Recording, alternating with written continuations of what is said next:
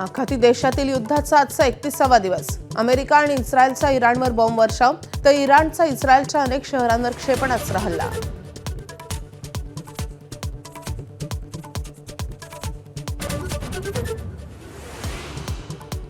खर्ग island ताब्यात घेण्याचा राष्ट्राध्यक्ष डोनाल्ड ट्रम्प यांचा विचार। इराणचं तेल क्षेत्र ताब्यात घ्यायचंय, ट्रम्प यांची पोस्ट। तर खर्ग आयलँडमधून होतो इराणचा 90% तेल निर्यात। युद्धामुळे पाकिस्तानात इंधन संकट, पाक सरकारचा 2 दिवसांचा स्मार्ट लॉकडाऊन लावण्याचा निर्णय। दुकानं, महामार्ग बंद राहणार, लग्न समारंभांवरही बंदी।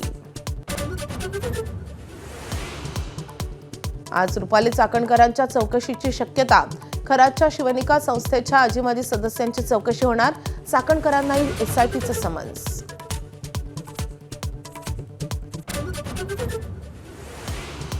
सातारा जिल्हा परिषद राडा प्रकरण, पोलीस अधीक्षक तुषार दोशींना भोवलं, सक्तीच्या रजेवर जाण्याचे आदेश। अतिरिक्त पोलीस अधीक्षक वैशाली कडूकर यांच्याकडे पोलीस अधीक्षक पदाची जबाबदारी। भाजप नेते मोहित कंबोज यांच्या लेकीच्या वाढदिवसाला आदित्य ठाकरेंसह राज ठाकरेंची हजेरी। आदित्य ठाकरेंच्या उपस्थितीनं आश्चर्य, कट्टर राजकीय विरोधक कार्यक्रमासाठी एकत्र आल्यानं चर्चा। गोंदियाचे खासदार डॉक्टर प्रशांत पडवळेंच्या वाहनाला ट्रॅक्टरची जोरदार धडक, अपघातात पडवळे थोडक्यात बचावले, किरकोळ जखमी।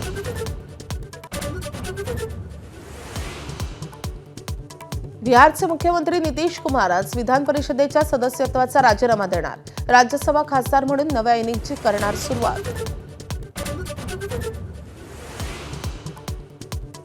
मुंबईत घर घेण्याचं स्वप्न पाहणाऱ्यांसाठी गुड न्यूज। म्हाडाची 2640 घरांची लॉटरी, आजपासून अर्ज नोंदणीला सुरुवात।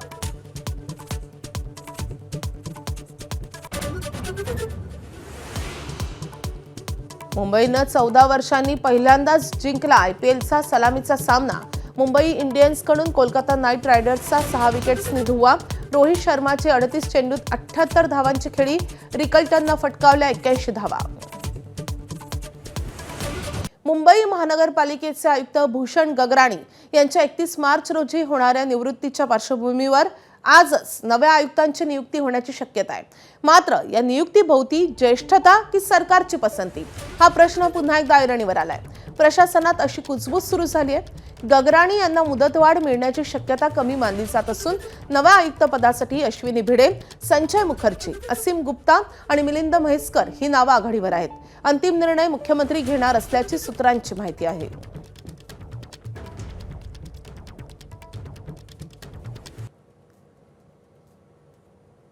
तर मुंबईच्या मनपाच्या आयुक्तपदासाठी रस्सीखेच कशी सुरू आहे, कुणाकुणाची नावं चर्चेत आहेत आपण पाहतोय।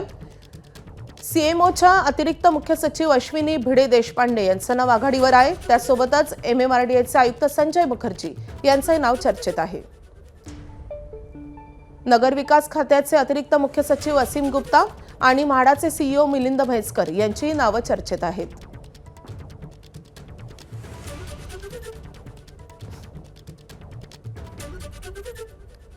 आपले प्रतिनिधी ईशान देशमुख आपल्या सोबत आहेत। ईशान, अनेक दिग्गज अधिकाऱ्यांची नावं चर्चेत आहेत, मात्र कुणाची वर्णी लागू शकते, कुणाच्या नावावर शिक्कामोर्तब होण्याची दाट शक्यता आहे?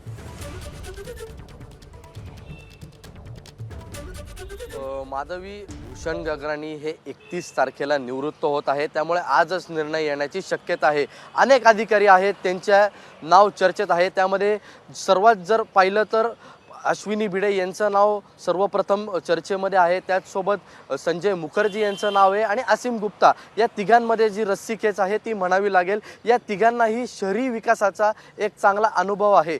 अश्विनी भिडे हे मेट्रो 3 मध्ये त्यांनी संपूर्णपणे कशा प्रकारे मेट्रो 3 ही मुंबईमध्ये राबवली हे सर्व मुंबईकरांनी पाहिलं। त्याचसोबत असीम गुप्ता असतील, यांना नगर विकास खात्याचा देखील मोठ्या प्रमाणावरती अनुभव आहे आणि संजय मुखर्जी हे तर एमएमआरडीए वरतीच आहेत, त्यामुळे या तिघांनाही शहरी विकासाचा एक अनुभव आहे। पण आपण पाहिला असेल तर कुठेतरी ज्येष्ठ जे अधिकारी आहेत ते डावललं जात आहेत का, असं देखील आता एक चर्चा ही राजकीय वर्तुळामध्ये आणि अधिकाऱ्यांमध्ये रंगली आहे। आपल्याला माहिती असेल की ज्यावेळेस मुंबई पोलीस आयुक्त यांची नियुक्ती करायची होती त्यावेळेस देखील असाच प्रश्न आला होता। अनेक ज्येष्ठ अधिकारी होते, पण तरी देखील देवेन भारती यांचं नाव समोर आलं आणि त्यांना मुंबई पोलीस आयुक्त केलं। त्यामुळे मुंबई महानगरपालिका आयुक्ताच्या वेळेस देखील हाच निर्णय घेण्यात येतोय का, ह्या देखील एक चर्चेचा विषय आहे। त्यामुळे आता कोणाचं नाव चर्चेत येतं हे आजच समजेल। पण आपल्याला दुसऱ्या बाजूला बघायला लागेल की अश्विनी बेडे असतील, आसिम गुप्ता असतील आणि संजय मुखर्जी असतील, यांचं नाव चर्चेत आहे।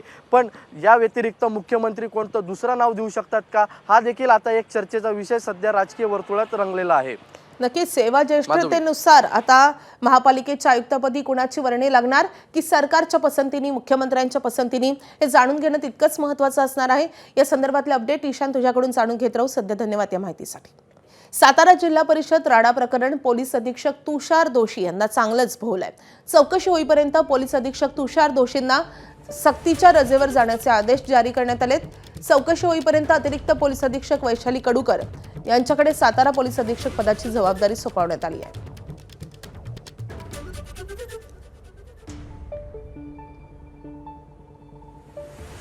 तर सक्तीच्या रजेवर पाठवण्यात आलेले पोलीस अधीक्षक तुषार दोशी यांची वादग्रस्त कारकीर्द एकूण कशी राहिली आहे, आपण ग्राफिक्सच्या माध्यमातून पाहूयात।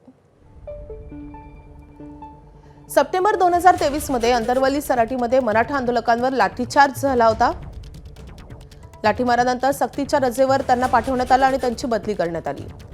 फलटणमध्ये महिला डॉक्टर आत्महत्या प्रकरणी चारित्र्य हनन केल्याचा आरोप झालेला होता। मृत महिलेचे चॅट्स चाकणकरांना जाहीर करण्यापासून अडवलं नाही असं त्यांच्यावर आरोप झाला होता। अश्विनी बिद्रे हत्याकांड हेही देखील खूप वादग्रस्त असं प्रकरण होतं। याही प्रकरणी आरोपींना मदत केल्याचा आरोप तुषार दोशींवर झाला होता। आरोपी अभय कुरुंदकरला मदत केली असा बिद्रेच्या पतीचा आरोप होता। एक आरोपी माफीचा साक्षीदार होत असताना खो घातल्याचा आरोपही तुषार दोशींवर झाला होता। साताऱ्यात पालकमंत्र्यांना धक्काबुक्की केल्याचा मोठा आरोप नुकताच झालेला होता। जिल्हा परिषद निवडणुकीच्या अध्यक्षपदाच्या निवडणुकीच्या दरम्यान आणि त्यानंतर आता आजपासून सक्तीच्या रजेवर जाण्याचे आदेश जारी करण्यात आले। आषाढी वारीसाठी आळंदीहून प्रस्थान केल्यानंतर ज्ञानेश्वर महाराजांची पालखी 2 दिवस पुण्यातील पालखी विठोबा मंदिरात मुक्कामाला असते। मात्र वर्षानुवर्षाची परंपरा मोडीत काढून ज्ञानेश्वर महाराजांच्या पालखीच्या मुक्कामाचं ठिकाण बदलण्याचा प्रयत्न देवस्थानच्या विश्वस्तांकडून केला जातोय। मागील वर्षी पालखी मंदिरात मुक्कामी असताना आळंदी देवस्थानचे एक विश्वस्त आणि पालखी विठोबा मंदिराचे विश्वस्त यांच्यामध्ये झालेल्या वादामुळे पालखीच्या मुक्कामाचं ठिकाण बदललं जात असल्याचं बोललं जात आहे। मात्र आळंदी देवस्थानच्या विश्वस्तांकडून पालखी विठोबा मंदिर आणि परिसराची जागा गर्दीसाठी कमी पडत असल्याचं कारण देण्यात आले। मात्र महत्त्वाची बाब म्हणजे मागील आठवड्यात सादर करण्यात आलेल्या पुणे महापालिकेच्या अर्थसंकल्पात पालखी विठोबा मंदिराच्या परिसरातील जागा अधिग्रहित करून भाविकांसाठी मोठी जागा उपलब्ध करून देण्यासाठी 10 कोटी रुपयांची तरतूद करण्यात आली आहे। असं असताना देखील ज्ञानेश्वर महाराजांच्या पालखीची जागा बदलण्यास पालखी विठोबा मंदिरातील विश्वस्तांनी विरोध केलाय। याबाबत आळंदी देवस्थानचे विश्वस्त आज चर्चा करण्यासाठी पुण्याच्या जिल्हाधिकाऱ्यांची दुपारी 3 वाजता भेट घेणार आहेत। पुण्यातील SP कॉलेजच्या मैदानावर पालखीचा मुक्काम आयोजित करण्याची चाचपणी सुरू असल्याचंही बोललं जात आहे। आपले प्रतिनिधी मंदार गोंसारी सध्या आपल्या सोबत आहेत। मंदार, हा वाद आता समोर येत आहे, नेमकं काय घडतंय आणि काय आक्षेप आहे त्यांना? आषाढी वारीच्या अखंडित परंपरेमध्ये पुण्यातील भवानी पेठेतील या पालखी विठोबा मंदिराला मोठा इतिहास आहे। वर्षानुवर्ष संत ज्ञानेश्वर महाराजांची पालखी पुण्यात या मंदिरात 2 दिवस मुक्कामाला असते आणि आत्तापर्यंत कोणताही अनुचित प्रकार या ठिकाणी घडलेला नाही किंवा कोणत्या वारकऱ्यांनी किंवा कोणत्या वारकरी संघटनेने देखील इथून पालखीचा मुक्काम इतर ठिकाणी हलवावा अशी मागणी केलेली नाही। मागील वर्षी आळंदी देवस्थानचे एक विश्वस्त इथं आले आणि त्यांचा काही वाद झाला। तो वाद या पालखीचा मुक्काम इथून हलवण्याला कारणीभूत ठरतोय का, असा या ठिकाणी प्रश्न उपस्थित होतो। आपल्यासोबत या मंदिराचे विश्वस्त आहेत, त्याचबरोबर वारकरी संघटनांचे पदाधिकारी आहेत। या मंदिराचा इतिहास तुम्ही सांगा, कारण हा इतिहास असं बदलणं कितपत योग्य? जो काय काल आम्ही संपूर्ण पुणे शहरात वर्तमानपत्राच्या बातमीमुळे जो काय परिस्थिती पालखी मुक्कामाच्या बाबतीत चाललेली आहे, ते अत्यंत सर्व पुणेकर व भाविक लाखो लोकांना हे दुःखद घटना घडलेली। आमचं म्हणणं असं आहे की गेल्या वर्षी जो काय गोंधळ झाला की देवस्थानचे विश्वस्त आणि पोलीस किंवा पत्रकार त्याला कारणीभूत म्हणजे गेल्या वर्षी माननीय उपमुख्यमंत्री मुख्यमंत्री देवेंद्रजी फडणवीस साहेब आल्याने सगळं दर्शनबारी थांबलेली होती, पालखी येण्याच्या वेळा झालेली होती. त्यामुळं त्या गर्दीच्या ह्याच्यावर आम्ही मुख्यमंत्र्यांना आणायला रिसिव्ह करायला बाहेर गेलो, तर इथं सगळे पत्रकार आत गेले आणि पत्रकारांना शेवटी त्यांचं म्हणणं जगासमोर मांडणं. हा वाद झाला, पण जे कारण दिलं जातं की ही जागा कमी पडते. आता महापालिकेने आत्ताच मागच्या आठवड्यात 10 कोटींची तरतूद केली आहे की या मंदिराच्या दोन्ही बाजूच्या जागा अधिग्रहित करताय. हो. या बाबतीमध्ये महानगरपालिकेने आम्हाला भरपूर सहाय्य करायचं आश्वासन दिलेलं आहे आणि शेजारची जागा, त्याच्या बाजूची जागा, ह्या दोन्ही जागा आम्हाला त्या उपलब्ध करून त्याकरता 10 कोटीचा निधी देखील उपलब्ध करून दिलेला आहे त्यांनी. आणि ह्या मंदिराची जी परंपरा आहे ती 1832 पासून श्री गुरु हैबत बाबांनी जो सोहळा चालू केला तेव्हापासूनची ह्या मंदिराची परंपरा आहे. आणि सर्व वारकरी समाज त्या काळामध्ये ज्या वेळेस इथे येत होता त्यावेळेस त्यांना 15 दिवस वारीला जाताना जी काही सामान म्हणजे जे काही वस्तू शिदा तो या ठिकाणी उपलब्ध होत असे आणि इथं लोक सेवा म्हणजे हा सगळा परिसर माधवी कष्टकऱ्यांचा आहे, श्रमजीवींचा आहे. आणि वारकरी हा कष्टकरी असतो, श्रमजीवी असतो, महाराष्ट्राच्या वेगवेगळ्या भागातून आलेला असतो आणि त्याची सोय इथं होत गेली आणि त्यामुळं इथं ही परंपरा निर्माण झाली. महत्त्वाचा प्रश्न, कुठल्या वारकऱ्यांची, कुठल्या वारकरी संघटनांची मागणी आहे की मुक्काम इथून हलवा? अजिबात नाही, कोणाचीच मागणी नाही.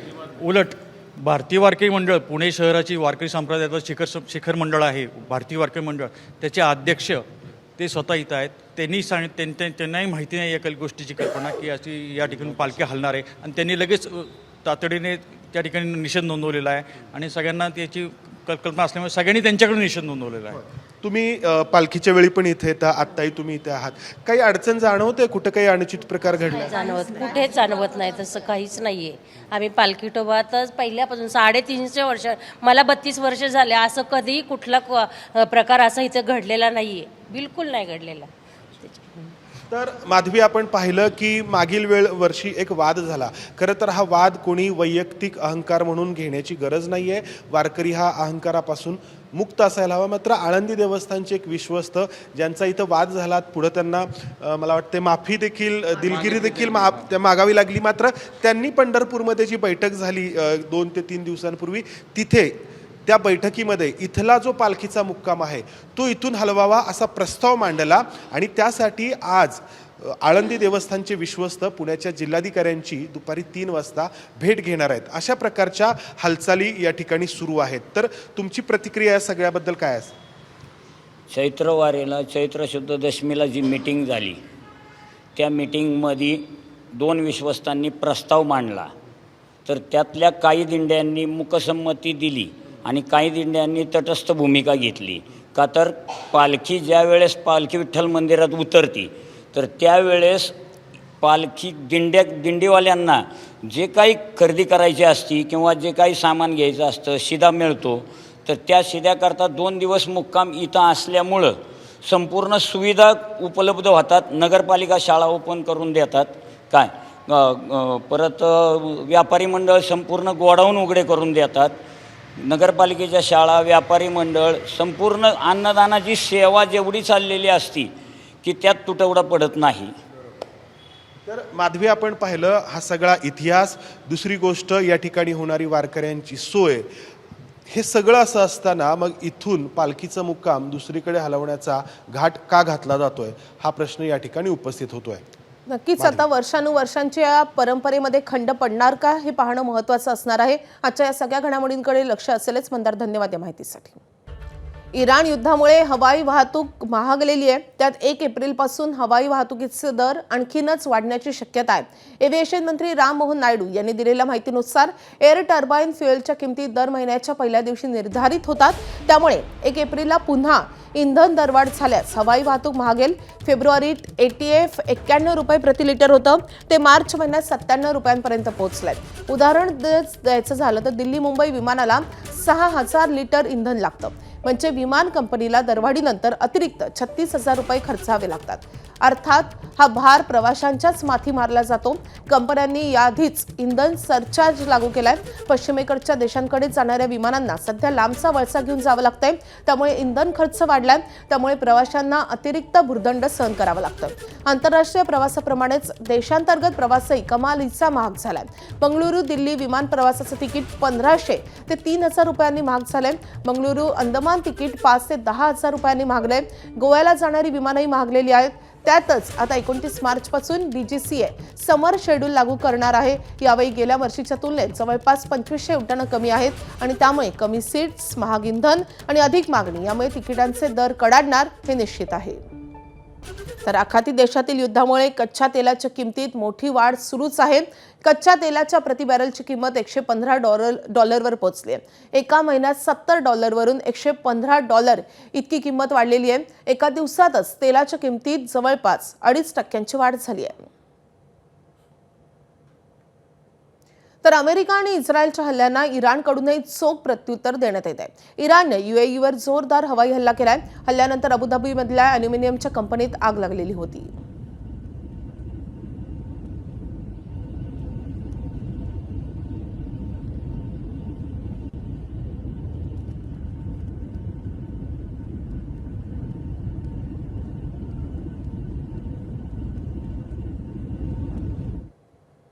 इराणनं दुबईवर पुन्हा क्षेपणास्त्र हल्ला केलाय। दुबईवर फ्लेअर बॉम्बच्या सहाय्यानं क्षेपणास्त्र हल्ला करण्यात आलाय।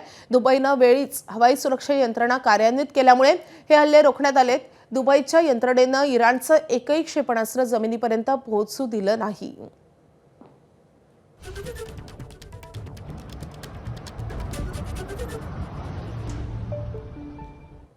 इराणवर अमेरिका आणि इस्रायलकडून मोठे हल्ले करण्यात आलेत। इराणची राजधानी तेहरानवर मिसाईल डागण्यात आले, मात्र हे सगळे हल्ले इराणनं परतवून लावलेत।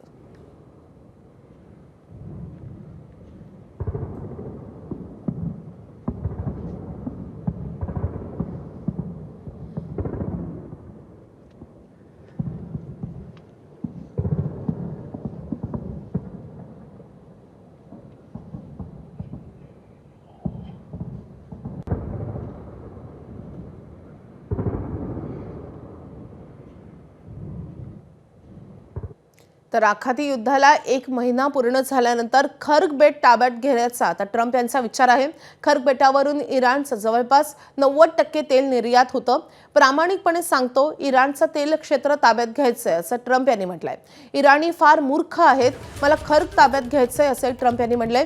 जमिनीवरची लढाई लढून खर्ग मिळवण्याचा अमेरिकेचा प्रयत्न असेल।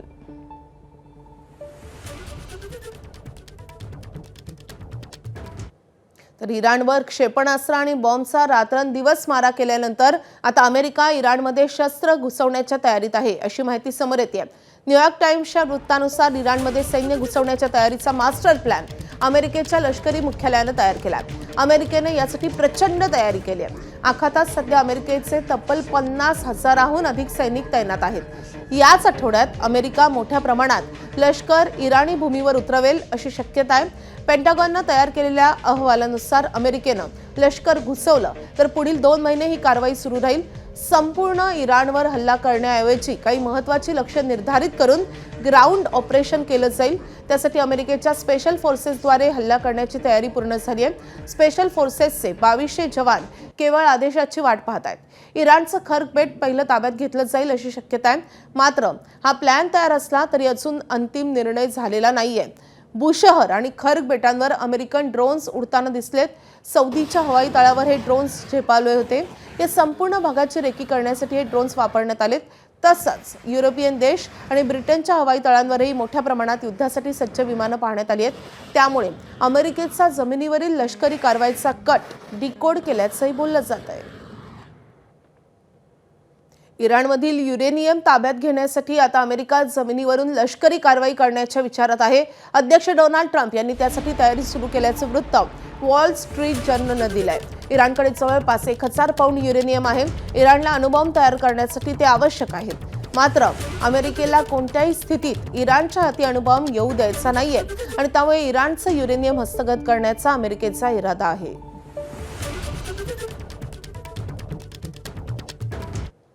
तर हॉर्मुझच्या सामुद्रधुनीसाठी इराण आता नवा कायदा पारित करण्याच्या विचारात आहे. त्यानुसार हॉर्मुझच्या सामुद्रधुनीतून जाणाऱ्या जहाजांवर इराण कर लावण्याच्या विचारात आहे. हॉर्मुझच्या सामुद्रधुनीतून जाणारी जहाजं, तेलवाहू जहाजं यावर ट्रान्झिट फी लावण्याचा विचार इराण करतोय. त्याचसोबत पर्यावरण करही लावण्याचा विचार इराण करतोय. करातून मिळणारा पैसा हा इराणच्या प्रगतीसाठी वापरला जाईल असा इराणचा दावा आहे.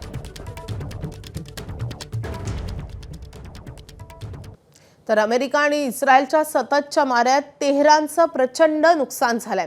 स्थानिकांनं तेहरानच्या नुकसानीचा एक व्हिडिओ जारी केलाय. इराणवर अमेरिका आणि इस्रायलकडून तुफान बॉम्ब वर्षाव करण्यात आलाय. अमेरिकेच्या या हल्ल्यामुळे झालेल्या हानीची दृश्य आता समोर आली आहेत.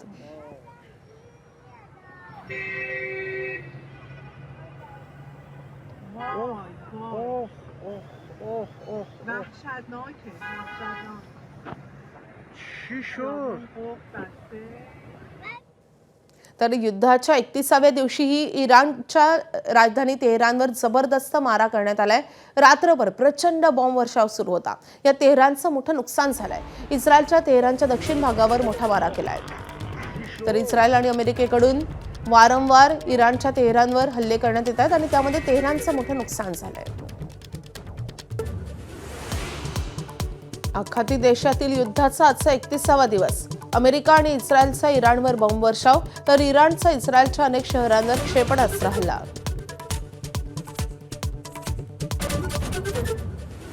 खर्ग आयलंड ताब्यात घेण्याचा राष्ट्राध्यक्ष डोनाल्ड ट्रम्प यांचा विचार. इराणचं तेल क्षेत्र ताब्यात घ्यायचे ट्रम्प यांची पोस्ट. तर खर्ग आयलंडमधून होतं इराणचं 90% तेल निर्यात.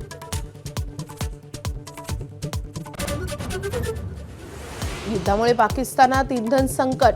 पाक सरकारचा 2 दिवसांचा स्मार्ट लॉकडाऊन लावण्याचा निर्णय. दुकानं, महामार्ग बंद राहणार. लग्न समारंभांवरही बंदी. आज रुपाली चाकणकरांच्या चौकशीची शक्यता. खराच्या शिवनिका संस्थेच्या आजीमाजी सदस्यांची चौकशी होणार. चाकणकरांनाही एसआयटीचा समन्स. सातारा जिल्हा परिषद राडा प्रकरण. पोलीस अधीक्षक तुषार दोशींना भोवलं. सक्तीच्या रजेवर जाण्याचे आदेश. अतिरिक्त पोलीस अधीक्षक वैशाली कडूकर यांच्याकडे पोलीस अधीक्षक पदाची जबाबदारी. भाजपचे नेते मोहित कंबोज यांच्या लेकीच्या वाढदिवसाला आदित्य ठाकरेंसह राज ठाकरेंची हजेरी. आदित्य ठाकरेंच्या उपस्थितीनं आश्चर्य. कट्टर राजकीय विरोधक कार्यक्रमासाठी एकत्र आल्यानं चर्चा. गोंदियाचे खासदार डॉक्टर प्रशांत पडोळेंच्या वाहनाला ट्रॅक्टरची जोरदार धडक. अपघातात पडोळे थोडक्यात बचावले. किरकोळ जखमी.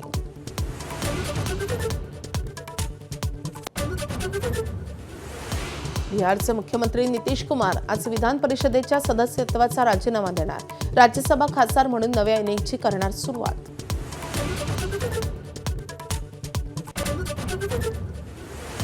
मुंबईत घर घेण्याचं स्वप्न पाहणाऱ्यांसाठी गुड न्यूज. म्हाडाची 2640 घरांची लॉटरी. आजपासून अर्ज नोंदणीला सुरुवात. आता बातमी आहे भोंदूबाबा अशोक खरात संदर्भात. अशोक खरातचा मोबाईल डेटा रिकव्हर करण्याचं काम सुरू आहे. फॉरेन्सिक विभागानं खरातचा मोबाईल क्लोन करण्याचं काम सुरू केलंय. पण मोबाईलमधील डेटाची खात्री करण्यासाठी खरातला सोबत घेऊन तपास करण्याची गरज आहे. धक्कादायक म्हणजे काही बड्या भक्तांची नावं खरातनं डमी नावानं सेव्ह केल्याची शक्यता आहे. एसआयटीनं आयकर विभाग आणि रजिस्टर विभागांशी पत्रव्यवहारही सुरू केलाय. त्यानुसार पुढील कार्यवाही होईल. त्याच्या परदेश दौऱ्याच्या माहितीसाठीही पासपोर्ट विभागाशी पत्रव्यवहार सुरू आहे. खरातच्या शिक्षणासंदर्भातही माहिती घेणं सुरू आहे. तो 12वी नापास असावा, पण त्यानं एकही प्रमाणपत्र अजून सादर केलेलं नाहीये. खरातकडचा नकली साप जप्त करण्यात आलाय. कडवट पाणी आणि पेढा यांचा तपास बाकी आहे.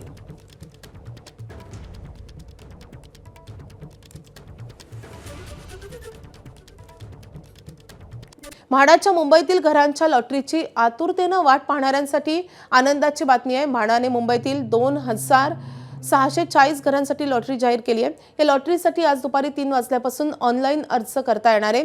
म्हाडाचे उपाध्यक्ष संजीव जयस्वाल यांच्या हस्ते आज गो लाईव्ह समारंभाद्वारे लॉटरीचा शुभारंभ केला जाईल. तर 15 मे रोजी सकाळी 11 वाजता लॉटरी काढली जाणार आहे.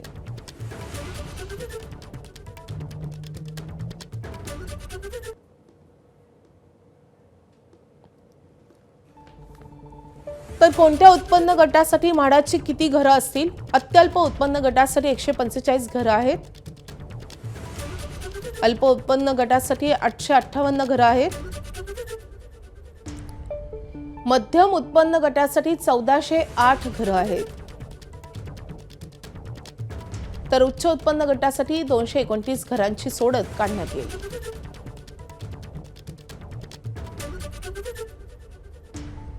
तर म्हाडाची घरं नेमकी कुठल्या भागात आहेत मुंबईच्या आपण पाहतोय.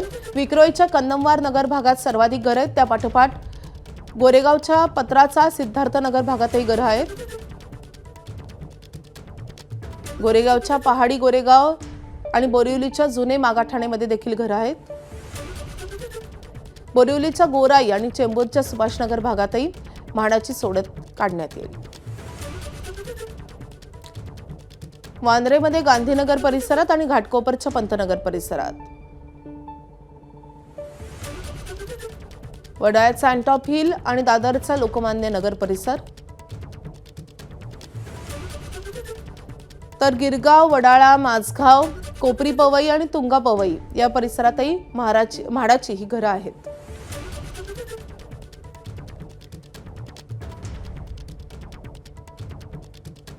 तर ट्रम्प यांचे हात रक्ताने माखलेत अशी जळजळीत टीका पोप यांनी केली आहे. इराणवर केलेल्या हल्ल्यामुळे पोप यांनी तीव्र नाराजी व्यक्त केली आहे. युद्ध करणाऱ्यांची प्रार्थना प्रभू ऐकत नाहीत अशी टीकाही त्यांनी केली आहे. 6 मार्चला अमेरिकेत ओव्हल ऑफिस इथे ट्रम्प यांनी प्रार्थना सभा आयोजित केली होती. युद्धाला धार्मिक रंग देण्याचा त्यांचा प्रयत्न होता खरा, पण आता या युद्धाला आपला पाठिंबा नाही असं पोप यांनी स्पष्ट केल्यामुळे ट्रम्प यांची मात्र पंचायत होणार आहे.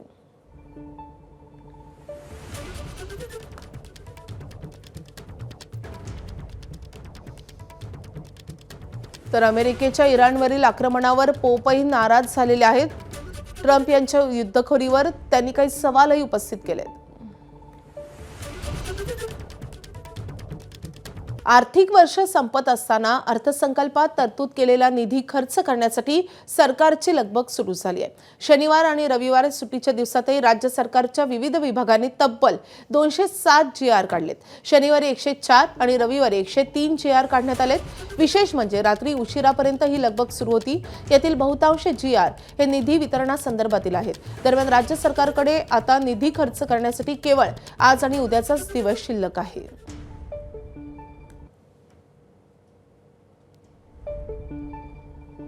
तर कोणत्या विभागानं किती GR काढलेत आपण पाहतो. अल्पसंख्याक विभागाकडून 2 GR काढण्यात आलेत. आदिवासी विकास विभागाकडून 6, उच्च व तंत्र शिक्षण विभागाकडून 12, उद्योग, ऊर्जा व कामगार खात्याकडून 25, कृषी, पशुसंवर्धन, दुग्ध, मत्स्य या सगळ्या खात्यांकडून 5 GR काढण्यात आलेत. त्यासोबतच ग्रामविकास खात्याकडून 2 GR जारी करण्यात आलेत. गृहनिर्माण खातं 1 GR, दिव्यांग कल्याण मंत्रालय 64 GR, पर्यटन व सांस्कृतिक कार्य या विभागाकडून 10 GR काढण्यात आलेत. पर्यावरण विभागाकडून 14, मृदा व जलसंधारण विभागाकडून 4 आणि महसूल व वन विभागाकडून 6. महिला व बालकल्याण विभाग 4, वैद्यकीय शिक्षण व औषधी द्रव्य विभागाकडून 2 GR, अर्थ खात्याकडून 2, शालेय शिक्षण खात्याकडून 36, सहकार वस्त्रोद्योग खात्याकडून 10. तर सामाजिक न्याय व विशेष सहाय्य विभागानं 7 GR काढलेत. तर या 2 दिवसात सार्वजनिक आरोग्य खात्यानं 8 GR जारी केलेत. डॉक्टर बाबासाहेब आंबेडकर यांचं इंदुमिल येथील आंतरराष्ट्रीय स्मारकाचं काम डिसेंबर 2026 पर्यंत पूर्ण होईल असा विश्वास राज्य सरकारच्या वतीनं व्यक्त करण्यात आलाय. मात्र खरंच हे काम तोपर्यंत पूर्ण होऊ शकेल का? हे काम नेमकं कुठपर्यंत आलंय याचाच आढावा घेतलेला आहे आमचे प्रतिनिधी निलेश बुधावले यांनी. डॉक्टर बाबासाहेब आंबेडकर यांचा इंदुमिल इथं पुतळा बसवण्यात येणार आहे आणि त्या पुतळ्याचं काम दिल्ली जवळच्या गाझियाबाद इथं सुरू आहे. विधानसभेचे उपाध्यक्ष अण्णा बनसोडे आणि त्यांचं शिष्टमंडळ सध्या हा पुतळा पाहायला आलेला आहे. खरं तर राष्ट्रवादी काँग्रेस पक्षाचे हे सर्व राज्यभरातले जिल्हाध्यक्ष आहेत, सामाजिक न्याय विभागाचे त्यांचे प्रदेशाध्यक्ष आहेत आपल्यासोबत, उपाध्यक्ष अण्णा बनसोडे आहेत, त्यांचे चिरंजीव देखील आहेत. ही सर्व मंडळी आज केवळ डॉक्टर बाबासाहेब आंबेडकरांच्या पुतळ्याचं नेमकं काम कुठपर्यंत आलेलं आहे याचं पाहणी करण्यासाठी आलेले आहेत. राम सुतार यांचे चिरंजीव देखील आपल्याला समोर दिसत आहेत आणि त्यांच्या माध्यमातून या ठिकाणी या पुतळ्याचं काम सुरू असल्याचं आपल्याला दिसत आहे. याच्यामध्ये हे समोर आपल्याला जो दिसतोय तो ब्रांज धातूपासून बनवलेला बूट आहे आणि त्या बुटाच्या हा एक भाग जो आहे तो बनवण्यात आलेला आहे. काही दिवसांपूर्वी आपण जर पाहिलं तर मुंबईमध्ये बुटाचा एक जो भाग होता तो पाठवण्यात आला होता आणि दुसरा बूट जो आहे तो तयार करण्याचं काम सध्या सुरू आहे. आता प्रत्यक्षात जेव्हा आपण या ठिकाणी आलेलो तर हे बाबासाहेबांच्या पॅन्टीचा जो भाग आहे, जो खालचा भाग आहे, जो आपण फोल्ड केलेला असतो, त्या फोल्डचं हे काम चालू आहे. जी गती पाहिजे ती गतीच्या दृष्टिकोनातून काम चालू नाही आहे. आजची जी परिस्थिती आहे ही परिस्थिती पाहता की मला वाटत नाही की 2027ला पुतळ्याचं काम पूर्ण होईल म्हणून. सुतारांचं म्हणणं असं आहे की हा जो रेट दिलेला आहे हा खूप कमी आणि शासनाने ह्या ज्या रेटची तफावत आहे त्या तफावतीनुसार खऱ्या अर्थाने त्या कॉन्ट्रॅक्टरला पेमेंट दिला गेला पाहिजे. त्याच्यानंतर हा जो पुतळ्याचा ह्या ठिकाणी काम चालू आहे हे त्वरित आणि जास्त फास्ट होण्याची शक्यता आहे. पण शासनाच्या वतीने माझ्या वतीने मी शासनासाठी अशी विनंती करेन की जी तफावत आहे ती तफावत भरून देऊन त्याच्यानंतर मग ह्या कॉन्ट्रॅक्टरला जर काम दिलं तर त्यांचं असं म्हणणं आलं की लवकरात लवकर आम्ही पुतळा तयार करू. कॅमेरामन अनिल सनगरेसह निलेश बुधावले, ABP माझा, नवी दिल्ली, गाझियाबाद. एकमेकांचे कट्टर राजकीय विरोधक असलेले आदित्य ठाकरे आणि भाजपचे नेते मोहित कंबोज यांच्यातील वादावर आता पडदा पडलाय का, अशी चर्चा सुरू झाली आहे. याचं कारण म्हणजे भाजपचे नेते मोहित कंबोज यांच्या मुलीच्या वाढदिवसाला राज ठाकरे आणि आदित्य ठाकरेंसह मिलिंद नार्वेकरांनी हजेरी लावली होती. काल पार पडलेल्या या सोहळ्याला अनेक राजकीय नेत्यांची उपस्थिती होती. राज्यात मवियाचं सरकार असताना कंबोज यांनी ठाकरेंवर अनेक गंभीर आरोप केले होते. तर ठाकरेंच्या शिवसेनेचे अनेक नेतेही कंबोज यांच्यावर वारंवार आरोप करताना पाहायला मिळाले. मात्र आता कंबोज यांच्या घरातील या सोहळ्याला आदित्य ठाकरे, मिलिंद नार्वेकर आणि राज ठाकरेंनी हजेरी लावल्यानं हे वैर संपलं का, अशी चर्चा आता सुरू झाली आहे. महापालिका निवडणुकीनंतर ठाकरेंच्या शिवसेनेत फूट पडल्याचं चित्र आहे. जिल्हाध्यक्ष आणि शहराध्यक्षांनी महायुतीचे 12 उमेदवार बिनविरोध निवडून देण्यास मदत केली आहे, असा आरोप गटनेते इब्रा पटेल यांनी केलाय. तर जिल्हाध्यक्ष कुलभूषण पाटील यांनी इब्रा पटेल यांच्यावर स्वीकृत सदस्य प्रकरणात पक्षाची गद्दारी केल्याचा आरोप केलाय. त्यामुळे आधीच अस्तित्वासाठी लढत असलेल्या गटात राजकारण तापलं असून मतभेदही समोर आले. कोल्हापूर जिल्ह्यातल्या ज्योतिबाची चैत्र यात्रा 1 एप्रिल रोजी होणार आहे. मात्र त्याआधी ज्योतिबा डोंगरावर परिते गावच्या तरुणांना झालेल्या मारहाणीमुळे गावातील नागरिक आक्रमक झालेत. भाविकांना मारहाण करणाऱ्या पुजाऱ्यांना यात्रेच्या ठिकाणी ठेवू नये यासाठी कोल्हापूरच्या दसरा चौक या ठिकाणाहून जिल्हाधिकारी कार्यालयापर्यंत परिते गावचे ग्रामस्थ मोर्चा काढणार आहेत. सकाळी 11 वाजता मोर्चाला सुरुवात होईल. त्यामुळे जिल्हा प्रशासनाचं टेन्शन चांगलंच वाढलंय. चैत्र यात्रेच्या तोंडावर मोर्चा काढू नये असे आवाहन जिल्हा प्रशासनानं केलेलं आहे. मात्र परिते गावचे नागरिक ऐकण्याच्या मनस्थितीत नाहीत. शेतकऱ्यांच्या विविध मागण्यांसाठी काँग्रेसच्या वतीनं आज तुळजापूर येथे शेतकरी संघर्ष न्याय यात्रेचं आयोजन करण्यात आलं. या यात्रेत प्रदेशाध्यक्ष हर्षवर्धन सपकाळ उपस्थित राहतील. मराठवाड्यातील काँग्रेसचे पदाधिकारी आणि कार्यकर्ते या यात्रेत सहभागी होतील. शेतकऱ्यांच्या विविध मागण्यांवर विशेष भर दिला जाईल. नाशिकमध्ये कामदा एकादशीच्या निमित्तानं रामरथाची यात्रा काढण्यात आली आहे. रामनवमीनिमित्त 2 दिवसांनी रथयात्रा काढण्याची शेकडो वर्षांची परंपरा आजही अखंडितपणे सुरू आहे. या परंपरेची सुरुवात पेशवेकालीन सरदार रास्ते यांनी 1785 मध्ये केली होती. तेव्हापासून ही परंपरा अखंडपणे सुरू आहे. दरवर्षी हजारो भाविक या रथयात्रेत सहभागी होतात. नाशिकमधील भोंदूबाबा अशोक खरात याच्या कारनाम्यानंतर नवी मुंबईतील एका तरुणाचा कारनामा समोर आलाय. 10वी पास असलेल्या 21 वर्षीय आदर्श म्हात्रे या आरोपीनं लग्नाचं आमिष दाखवून डझनभर महिलांचं लैंगिक शोषण केलंय. या प्रकरणी नवी मुंबईबरोबरच मुंबई, पुणे, पिंपरी चिंचवड, यवतमाळ, नागपूर या ठिकाणी आरोपींवर गुन्हे दाखल झालेत. लग्न जुळवणाऱ्या साईट्सचा तो वापर करत होता. 10वी पास असूनही तो शास्त्रज्ञ, डॉक्टर, अधिकारी असल्याचं भासवायचा. लग्नाचं आमिष दाखवून महिलांचं लैंगिक शोषण करायचा. पोलीस त्याचा सध्या शोध घेत आहेत. पोलीस तपासात आदर्श म्हात्रेंना स्वप्नील वारुळे, हेमंत गायकर, नहुष म्हात्रे, रुद्रेश गोंधळी अशी वेगवेगळी नावं धारण केल्याचंही आढळून आलंय. तो अत्यंत चलाखीनं आपली ओळख बदलून महिलांचा विश्वास संपादन करायचा.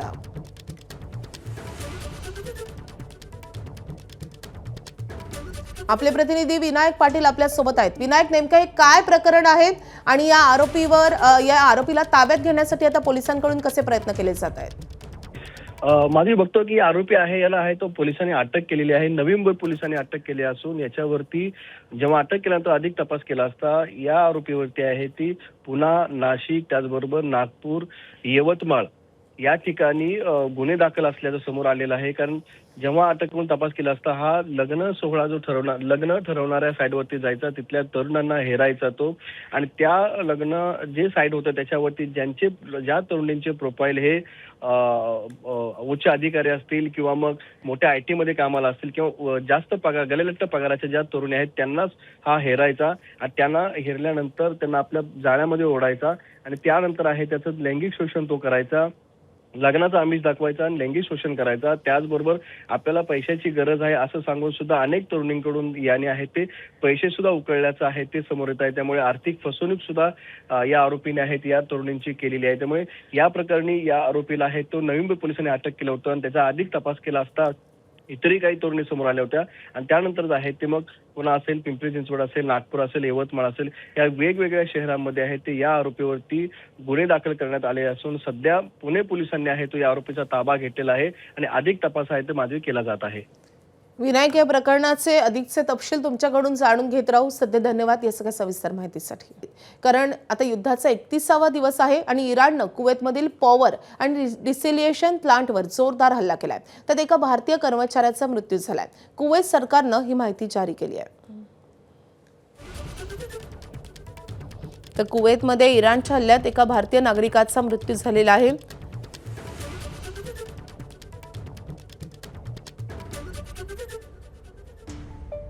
तर इराणच्या वीज प्रकल्पावर अमेरिका इस्रायलनं हल्ला केलाय. हल्ल्यानंतर इराणच्या राजधानीत वीज पुरवठा काही काळ खंडित झाला होता. हल्ल्यानंतर तेहरान, कारज आणि अल्बोर्ज या प्रांतात वीज पुरवठा काही काळ खंडित झाला. यानंतर तेहरान आणि करजमधील बहुतांश भागातील वीज पुरवठा पूर्ववत झालाय.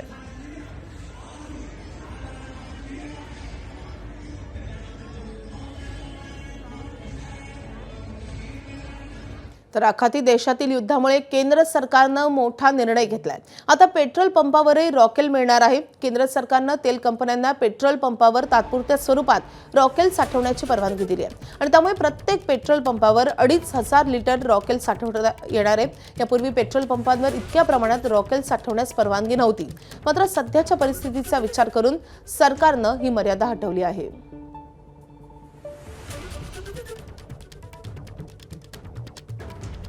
बातमी आहे पाकिस्तानातून. आखातातील देशातील युद्धामुळे पाकिस्तानात मोठं ऊर्जा संकट उभं राहिलंय. यावर उपाय म्हणून पाकिस्तान सरकारनं देशात 2 दिवसांचा स्मार्ट लॉकडाऊन लावण्याचा निर्णय घेतलाय. या काळात दुकानं, महामार्ग बंद ठेवण्यात येणार असून लग्न समारंभांवरही बंदी घालण्यात येणार आहे. आठवड्यातून 2 दिवस हा लॉकडाऊन असेल. त्याचा कालावधी शनिवार मध्यरात्री ते रविवारी मध्यरात्रीपर्यंत असेल. शहबाज शरीफ सरकारनं याबाबत प्रस्ताव तयार केलाय. राज्य सरकारनं त्यास अनुकूल असल्यास 4 एप्रिलपासून लॉकडाऊन लागू होईल.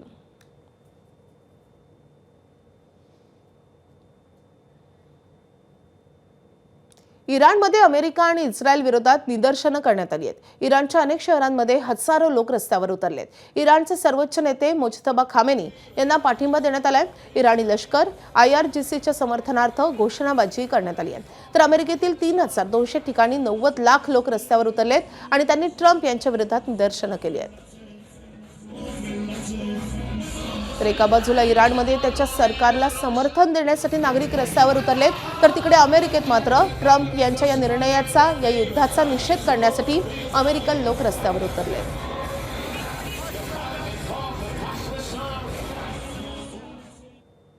अमेरिकेत अध्यक्ष डोनाल्ड ट्रम्प यांच्या विरोधात निदर्शनं करण्यात येत आहेत.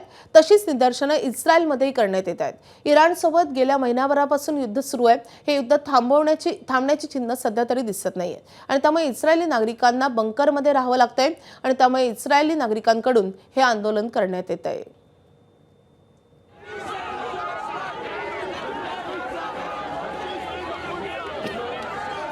नागपूर जिल्ह्यात काटोल वरुड या सिमेंटच्या महामार्गावर मोठ्या भेगा पडल्यात आणि त्यामुळे या महामार्गावर दुचाकी चालकांसाठी अपघाताचा महामार्ग बनलाय. मागच्या 10 दिवसात महामार्गाला पडलेल्या भेगांमुळे 2 दुचाकीस्वारांचा मृत्यू झालाय. 19 मार्चला महेश धोटे या तरुणाची दुचाकी स्लिप झाली. या अपघातात महेश धोटेंच्या डोक्याला जबर मार लागल्यानं उपचारादरम्यान त्यांचा मृत्यू झालाय. तर दुसरी घटना 27 मार्चला घडली आहे. प्रतीक पांडुरंग निकोसे यांचाही याच मार्गावर अपघात झालाय.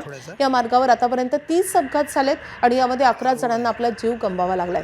तर अनेक प्रवासी जखमी झालेत आणि त्यामुळे प्रशासनानं या गंभीर समस्येकडे लक्ष द्यावं अशी मागणी आता स्थानिक करतायत.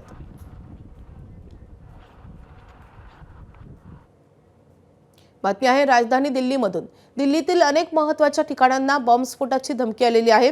बॉम्बस्फोटाची धमकी दिल्याप्रकरणी एका संशयिताला अटक करण्यात आली आहे. 1100हून अधिक बॉम्बस्फोटाच्या खोट्या धमक्यांचे फोन आलेले आहेत. कर्नाटकात राहणारे आरोपी श्रीनिवास लुईस याला अटक करण्यात आली आहे.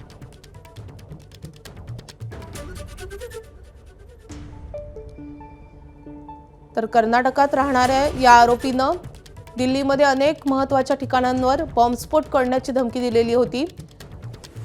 जवळपास 1100 फोन करण्यात आलेले होते आणि या सगळ्या अफवा असल्याचं किंवा हे खोटे फोन असल्याचं आता समोर येत आहे आणि या प्रकरणी या संशयिताला अटक करण्यात आली आहे.